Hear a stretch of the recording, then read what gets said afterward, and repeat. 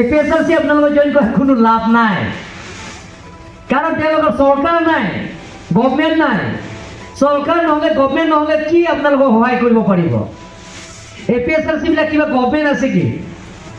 Town committee যিমান town committee আছে Karbi আংলঙত ward commissioner এজনো জিকা নাই। কাৰ্বি আংলঙৰ যিমানখিনি লেম্পছ ইলেকশ্যন হৈছে কপাৰেটিভ লেম্পছত এজনো তেওঁলোকৰ জিকা নাই।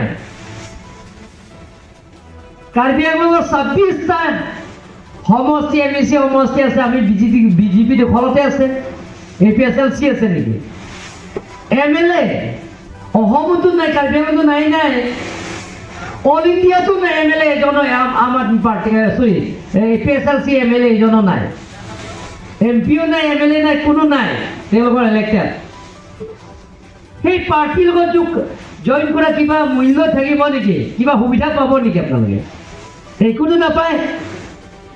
গতিকে আপোনালোকে বুজাব যে আপোনালোকৰ যদি কোনোবা পৰিয়াল আছে, বেলেগ বেলেগ সমষ্টি যদি আপোনালোকৰ পৰিয়াল আছে, সেই পৰিয়ালবিলাকক আপোনালোকে বুজাব যে বেলেগ বেলেগ ৰাজনীতি দলৰ লগত যোগদান কৰাকৈ কোনোবাতো কংগ্ৰেছত থাকিব পাৰে, APSLC থাকিব পাৰে, সেইবিলাকৰ যোৱা লাভ নাই, আপোনালোকে ক'ব। মানুহবিলাক অকল ইয়াতে পুলিচৰ উৰাণ সেইদিনা ৰাজ্যিক কাৰ্যালয় আমাৰ কাৰ্বি আংলং পৰা যোৱাকালি কাৰ্বি আংলং অটোনমাছ অঞ্চল নিৰ্বাচনত কণ্টেষ্ট কৰা আম আদমি পাৰ্টি প্ৰায় 7জনমান ব্যক্তি যোগদান কৰিছে। কাৰণ তেওঁলোকে জানে যিটো নেকি আমাৰ নেতৃত্ব যি দিছে, আম আদমি যিটো জন্ম কৰিছে, পাৰ্টিটো জন্ম দিয়া, নেতৃত্ব দিয়া, তেওঁ জেলত গ'ল। যিটো নেকি দিল্লী চৰকাৰ আপোনালোকে জানে প্ৰথম জেলত গৈছে সঞ্জিত সিং MP আছে, সঞ্জয় সিং MP পৰা আৰম্ভ কৰি মন্ত্ৰীৰ পৰা আৰম্ভ কৰি ডেপুটি চিফ মিনিষ্টাৰ এতিয়া চিফ মিনিষ্টাৰলৈকে তেওঁ জেলত গৈছে। কি তেওঁলোকৰ ইডি চৰকাৰৰ লগত চেলেঞ্জ কৰিছে, নবাৰ তেওঁক মানে চামন দিয়াৰ পিছতো তেওঁ নাযায়।